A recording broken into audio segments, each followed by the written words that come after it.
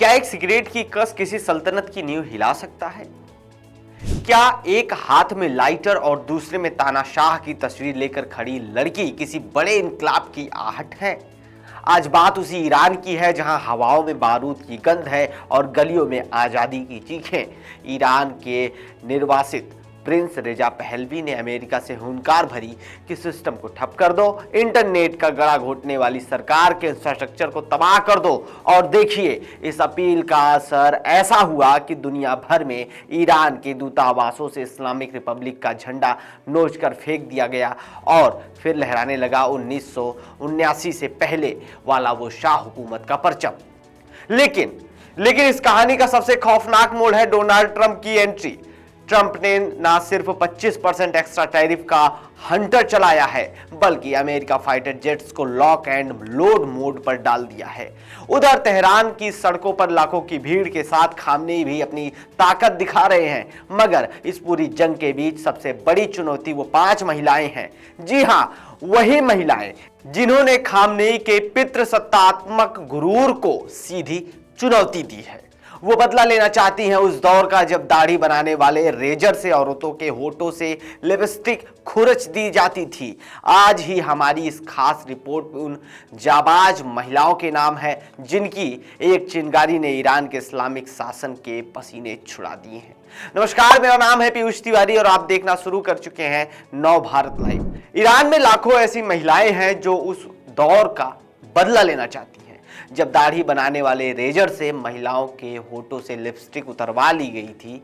जो लड़कियां मेकअप करके निकलती थी, उनके गर्दन और बाल नजर आते थे, उन्हें सजा दी जाती थी। ईरान की मोराल पुलिस स्क्वाड लड़कियों को पहले निशाना बनाती और फिर सत्ता में बैठे खामनेई कहते हैं कि जिन महिलाओं ने क्रांति में योगदान दिया वो इस्लामिक पोशाक वाली महिलाएं थी और ना ही वो आपकी तरह सजीद औरत जो बिना कपड़ों की घूमती हैं, अपने पीछे मर्दों को पूंछ से घसीटती हैं। वह खुद को ऐसा दिखाकर पुरुष को ध्यान भटकाती हैं और उन्हें परेशान करती हैं। खामनेई की इस सोच का विरोध तब भी हुआ था जब खुले विचार वाले ईरान को धार्मिक रीति रिवाजों का हवाला देकर खामनेई सबकी सोच कैद कर दी थी और तभी से बुर्के और हिजाब में महिलाओं का दम घुटने लगा। वक्त बदलता गया, ईरान आगे बढ़ता रहा और महिलाओं को आज़ादी 21वीं सदी से नहीं मिली। नतीजा, 5 महिलाओं ने मोर्चा संभाला। इनमें पहले नंबर पे आते हैं महसा अमीनी। साल 2022 में यह हिजाब उतारकर ईरान की सड़कों पर उतरी। महसा ने इस सरकार के खिलाफ प्रदर्शन तो किया, लेकिन वहां की सेना ने इनको इतना मारा, इतना जुल्म किया इन पर कि महसा की मौत हो गई और थोड़ी देर के लिए महिलाओं का यह आंदोलन या प्रदर्शन थमसा गया। लेकिन साल 2025 के आखिरी में डॉलर के मुकाबले रियाल की गिरावट, वहां की कमजोर होती अर्थव्यवस्था और महिलाओं की आज़ादी को लेकर फिर से एक बड़ा आंदोलन शुरू हुआ और इनमें ईरान की महिलाओं से लेकर बाहर दूसरे देशों में रहने वाली महिलाओं भी कूद पड़ी। इस लिस्ट के दूसरे नंबर पे आती हैं मरियम राजवी। मरियम राजवी जो NRI यानी कि national council of residents of Iran की नेता हैं, जो विदेश में रहकर महिलाओं के नेतृत्व वाले लोकतांत्रिक ईरान की वकालत करती हैं, जिन्हें नए ईरान का भावी नेता भी कहा जाता है या खुलकर महिलाओं का साथ देती हैं और वो साथ भी हैं। इस लिस्ट के तीसरे नंबर पर मसीह अली नेजाद, अमेरिका की रहने वाली कार्यकर्ता जो हिजाब विरोधी अभियान माय स्टेसी फ्रीडम चलाती हैं, ईरानी महिलाओं के अधिकारों के लिए आवाज उठाती हैं।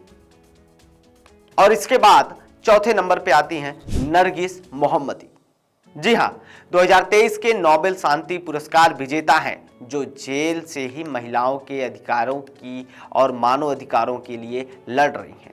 और आखिरी हैं फरीदा मोराद खानी। जी हां, 5वें नंबर पे आती हैं फरीदा मोराद खानी। या सत्ता में बैठे खामनेई की भतीजी हैं, जो विरोध प्रदर्शन में गिरफ्तार हुई पर सत्ता के खिलाफ और महिलाओं के हक में उनकी आवाज नहीं रुक रही है। इनके अलावा रेजा पहलवी की 3 बेटियां हैं जो राजकुमारी हैं। वह भी इन महिलाओं को विदेश से समर्थन दे रही हैं, जिससे यह प्रदर्शन न सिर्फ रोज तेज हो रहा है बल्कि ईरानी सेना के लिए चुनौती भी बन गया है। नतीजा, खामनेई की सेना प्रदर्शन करने वाले सैकड़ों लोगों को मार चुकी है। वो तो वहीं ट्रंप कह रहे हैं कि वहीं चोट देंगे जहां दर्द ज्यादा होगा।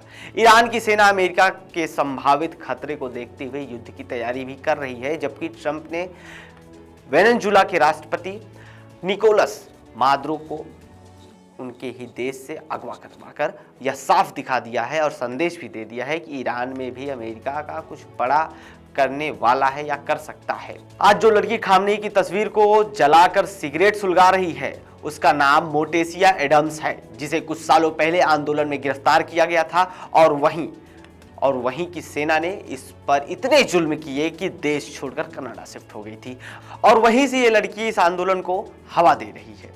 फिलहाल आपको क्या लगता है, ईरान और अमेरिका के बीच में जो ये लगातार तनातनी हुई है और ईरान में हो रहे प्रदर्शन पे, इन महिलाओं पे कमेंट बॉक्स में जरूर लिखकर बताएं। फिलहाल तमाम ऐसे अपडेट के लिए बने रहिए नवभारत लाइव के साथ।